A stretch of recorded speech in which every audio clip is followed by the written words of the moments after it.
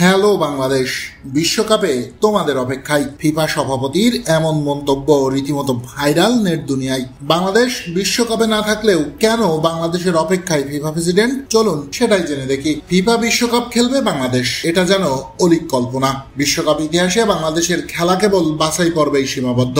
তবে বিশ্ব ফুটবলের নিয়ন্ত্রণ সংস্থা ফিফা প্রেসিডেন্টের মুখে বিশ্বকাপে বাংলাদেশকে নিয়ে শুভকামনার বার্তা শোনা গেল। বিশ্বকাপে বাংলাদেশের জন্য অপেক্ষা করছেন তিনি। গতকাল অস্ট্রিয়ার বিপক্ষে পর্তুগালের অনূর্ধ্ব-17 বিশ্বকাপের ফাইনাল হয়েছে কাতারে। সেই খেলা দেখতে মাঠে উপস্থিত ছিলেন জিয়ান্নি ইনফান্তিনো। সেখানেই এক ভিডিওতে বলতে শোনা যায়, এগিয়ে চলো বাংলাদেশ, বিশ্বকাপে তোমাদের অপেক্ষায় আছি বাংলাদেশ। কাতারে এক প্রবাসী ভাইয়ের করা ভিডিওতে এসব কথা বলেন ফিফা প্রেসিডেন্ট। ওই ভাইয়ের ভিডিওতে বাংলাদেশকে নিয়ে ইনফান্তিনোর কথা বলা অস্বাভাবিক নয়, তাই বলে বিশ্বকাপে বাংলাদেশের জন্য অপেক্ষা করছেন তিনি কেন এই কথা বললেন সেই প্রশ্ন উঠতে পারে। তার নিশ্চয়ই জানা আছে বিশ্বকাপে বাংলাদেশ খেলে না, তবুও কেন বাংলাদেশকে শুভকামনা জানালেন ফিফা প্রধান? আসলে মাঠে না থেকেও যে বিশ্বকাপে উপস্থিতি জানান দেওয়া যায় সেটা বাংলাদেশ প্রমাণ করেছে গত আসরেই। 2022 সালে বাংলাদেশি ফুটবল ভক্তদের নিবেদন, উদযাপন, আবেগ নিংড়ে দেওয়া নজর কেড়েছে গোটা বিশ্বের। আর্জেন্টিনা তো বিশ্ব চ্যাম্পিয়ন হওয়ার পরই বাংলাদেশ সমর্থকদের ধন্যবাদ জানাতে